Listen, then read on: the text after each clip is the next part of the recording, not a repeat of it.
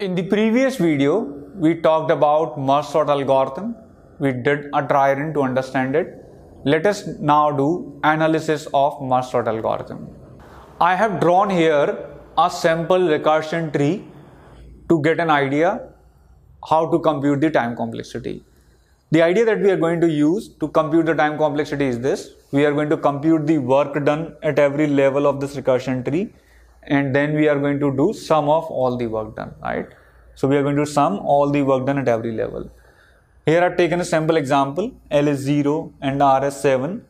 You compute the mid is 3. Then you recursively call from 0 to 3, 0 to L to M. Then you call from M plus 1 to R, right? And this further makes calls for L to M, which is 0 to 1, and M plus 1 to R, which is 2 to 3, right? So all these calls happen this way. Now, how much work we are doing at every level? In the main function call from 0 to 7, or we can say for n elements in general, what we do is we recursively call from 0 to n by 2, then n by 2 plus 1 to n, right? So this is how we make the recursive calls. And then we merge whatever we get from these two recursive calls. So how much merge process takes? It takes theta n time if there are n elements in total to be merged, right? So you're making two recursive calls. You will compute their execution time in the next level. But how much work you are doing in this level, apart from making the recursive calls? You do theta n work.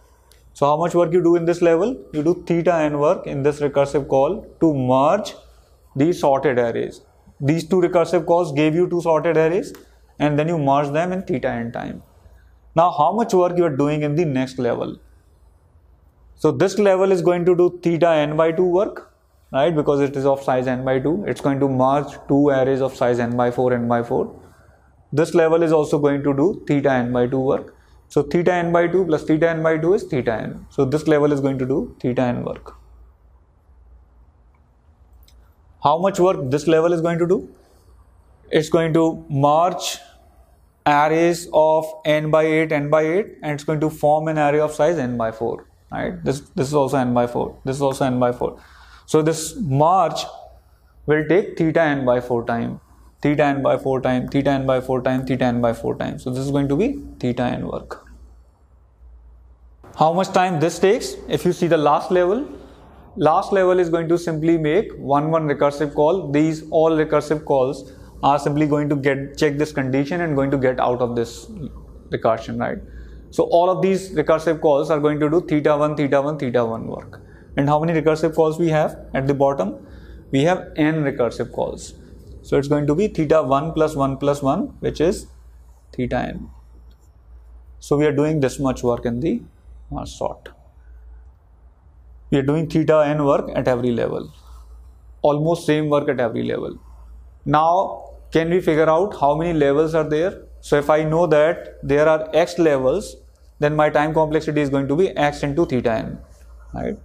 If the number of levels is x, and if every level I am doing theta n work, then how much total work I am doing? Theta n, theta n, theta n sum x times, right? So which is x into theta n. Now what is x? How many levels we have in this recursion? X is equal to theta log n. If you see this example, n is 8. And how many levels you have? You have log base 2 8 plus 1 levels. Right? These many levels you have. 3 plus 1 4. Right? If you take n equal to 16, then you will have one more level. Right? So if you're multiplying n by 2, your number of levels are being increased by 1. That's why we have log n factor. In case of 16, you will have all these, and then you will have one more subtree of same size, and then one more level, right? So it's log n. It's growing logarithmically. For 16, you will have 5 levels. For 32, you will have 6 levels. What about if n is not a power of 2? I have taken here an example of 7 elements. How many levels you have? You still have 4 levels. This part is empty, right? You're still doing theta n work at every level. There are 7 elements being merged at every level.